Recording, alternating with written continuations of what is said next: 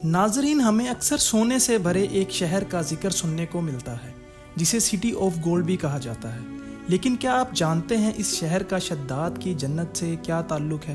کیا یہ وہی شہر تو نہیں جسے شداد نے اپنی خواہشوں کو پورا کرنے کے لیے بنایا تھا؟ آج کی اس انٹرسٹنگ ویڈیو میں ہم انہی سوالات کے جوابات جاننے کی کوشش کریں گے اور ساتھ ساتھ آپ کو یہ بھی بتائیں گے کیا قرآن پاک میں بھی اس شہر کا ذکر موجود ہے یا نہیں۔ لیکن ویڈیو شروع کرنے سے پہلے آپ لوگوں سے گزارش ہے کہ ہمارے چینل کو سبسکرائب کر کے بیل آئیکن کو پریس کر لیں تاکہ ہر نئے آنے والی ویڈیو آپ تک پہنچ سکے۔ ناظرین، قوم عاد میں 2 بھائی تھے جن میں سے ایک کا نام شدید تھا جو کہ بڑا تھا، جبکہ دوسرے بھائی کا نام شداد تھا جو اس کے بعد بادشاہ بنا۔ ان دونوں نے مل کر وسیع علاقوں پر اپنا قبضہ جمایا اور بے شمار لشکر اور خزانے جمع کر لیے۔ اس دور میں کسی بادشاہ میں اتنی طاقت اور جرت نہیں ہوا کرتی تھی کہ وہ ان کا مقابلہ کر سکتے۔ طاقت اور دولت کے نشے نے شداد کو اتنا مغرور کر دیا کہ اس نے خدائی کا دعویٰ شروع کر دیا۔ اس دور کے علماء اور اللہ کے نیک بندوں نے اسے سمجھایا اور اللہ کے عذاب سے ڈرایا، تو وہ کہنے لگا جو دولت اور عزت اس کے پاس اب ہے وہ اسے اللہ تعالیٰ کی عبادت کرنے سے زیادہ نہیں مل سکتی۔ جس پر سمجھانے والوں نے یہ بھی کہا کہ حکومت اور دولت ایک فانی چیز ہے، جبکہ اللہ کی اطاعت میں جو عزت اور آخرت کی کامیابی ہے وہ کسی اور چیز میں نہیں، اور آخرت کی زندگی نہ ختم ہونے والی جنت کی زندگی ہے۔ اس نے پوچھا کہ یہ جنت کیسی ہوتی ہے، مجھے اس کی تعریف اور خوبی بتاؤ۔ نصیحت کرنے والوں نے جنت کی وہ صفات جو انبیاء کرام کی تعلیمات کے ذریعے ان کو معلوم ہوئی تھی اس کے سامنے کھول کر رکھ دی، تو اس نے کہا مجھے اس جنت کی ضرورت نہیں، ایسی جنت تو میں خود ہی اپنی اس دنیا میں بنا سکتا ہوں۔ لہٰذا تمام عالموں کو دکھانے کی خاطر اور خدائی کا دعویٰ کرنے کے لیے شداد نے ایک جنت بنانے کا فیصلہ کیا۔ سب سے پہلے اس نے اپنے معتبر سرداروں میں سے 100 آدمیوں کا انتخاب کر کے انہیں جنت بنانے کے لیے نگران مقرر کیا، اور ہر ایک سردار کے ساتھ ہزار آدمی متعین کیے۔ اس کے بعد اس نے زمین میں دفن تمام خزانے نکلوائے اور سونا چاندی نکلوا کر ان کی اینٹیں تیار کروائیں، اور ایک ایسا شہر بنانے کا حکم دیا جو 10 کوس لمبا، 10 کوس چوڑا اور 40 کوس اونچا تھا۔ اس شہر کی بنیادیں اس قدر گہری کھودی گئیں کہ پانی کے قریب جا پہنچیں، اور پھر ان بنیادوں کو سنگ سلیمانی سے بھروایا گیا۔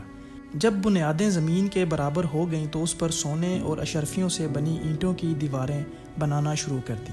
ان دیواروں کی بلندی اس قدر زیادہ تھی کہ جب سورج طلوع ہوتا تھا تو اس کی روشنی سے دیواروں پر نظر نہیں ٹھہرتی تھی۔ شہر کی 4 دیواری کے اندر ہزار محل تیار کیے گئے، اور ہر محل پر ہزار ستون بنوائے، اور شہر کے درمیان میں ایک نہر بنائی گئی، اور ہر مکان میں حوض بنوائے گئے، اور شہر کی بڑی نہر سے شاخیں نکلوا کر ہر مکان تک ایک نہر کو پہنچایا گیا، اور ان نہروں کو حوض سے جوڑ دیا گیا۔ حوض کے فرش پر یاقوت اور نیلم کی تہیں بچھائیں گئی، اور ان کے کناروں پر درخت بنائے گئے جن کی جڑیں سونے کی اور شاخیں اور پتے زمرد کے، اور پھول اور پھلوں کی جگہ سونے کے موتی بنوا کر لٹکائے گئے۔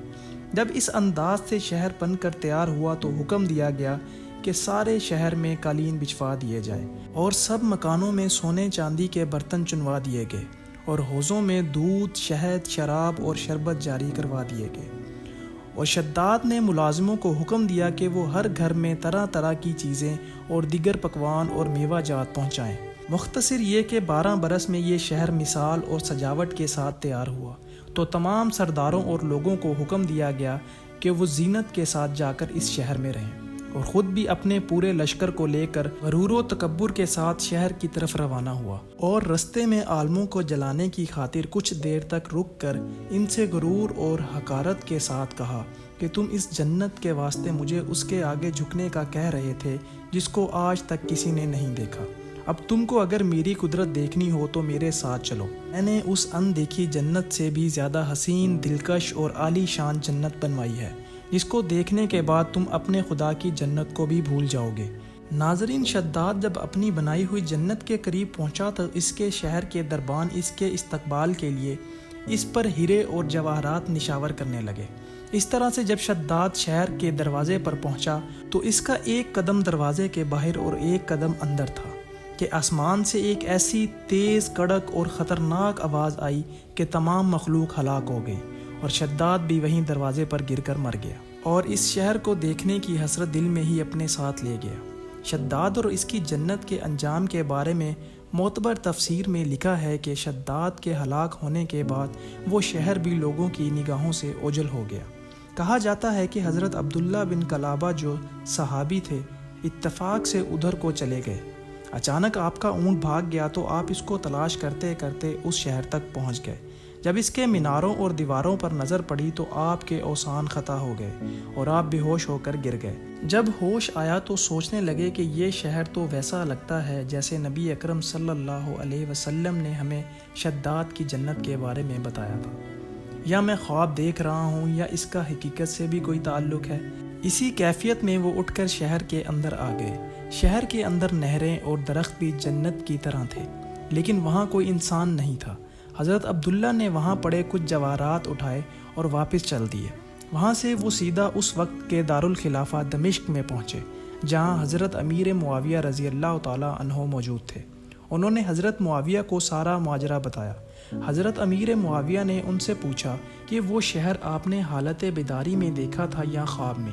حضرت عبداللہ نے بتایا کہ میں بالکل بیداری میں تھا، اور پھر اس کی ساری نشانیاں بتائیں کہ وہ عدم کے پہاڑ کی فلاں جانب اتنے فاصلے پر موجود ہے، اور یہ کچھ جواہرات میں نشانی کے طور پر وہاں سے اٹھا لایا۔ حضرت امیر معاویہ یہ ماجرا سننے کے بعد نہایت حیران ہوئے، اور پھر اہل علم حضرات سے اس بارے میں معلومات حاصل کی گئی کہ کیا واقعی دنیا میں ایسا شہر بسایا گیا تھا جس کی اینٹیں سونے چاندی کی ہوں۔ علماء نے بتایا کہ ہاں، قرآن میں بھی اس شہر کا ذکر آیا ہے، مگر اللہ تعالیٰ نے اس کو لوگوں کی نگاہوں سے چھپا دیا ہے۔ علماء نے بتایا کہ حضرت محمد صلی اللہ علیہ وسلم نے بھی یہ بتایا کہ میری امت میں سے ایک آدمی اس شہر میں جائے گا جس کا قد چھوٹا ہوگا اور اس کا رنگ سرخ ہوگا، اس کے آبرو اور گردن پر 2 تل ہوں گے، اور وہ اپنے اونٹ کو ڈھونڈتا ہوا اس شہر میں پہنچے گا اور وہاں یہ عجائبات دیکھے گا۔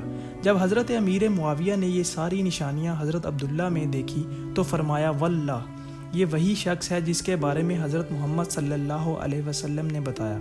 دوستو، حیران کرنے والی بات تو یہ ہے کہ دنیا میں کوئی شخص نہیں جانتا کہ اب یہ شہر کہاں گیا، جبکہ کچھ علماء کا یہ بھی کہنا ہے کہ گولڈ آف سٹی وہی شہر ہے جس کو شداد نے تعمیر کروایا تھا، اور اسی کا ذکر قرآن پاک میں ہے، کیونکہ اس شہر میں وہ تمام نشانیاں اور خصوصیات پائی جاتی ہیں جو شداد کی بنائی گئی جنت میں تھی۔ اس شہر میں وہی سونا، وہی زیور، وہی ہیرے جواہرات پائے گئے ہیں جو شداد کی جنت میں میسر تھے۔ ناظرین، اس بارے میں آپ کی رائے کیا کہتی ہے؟ ہمارے ساتھ کمنٹ سیکشن میں ضرور شیئر کریں۔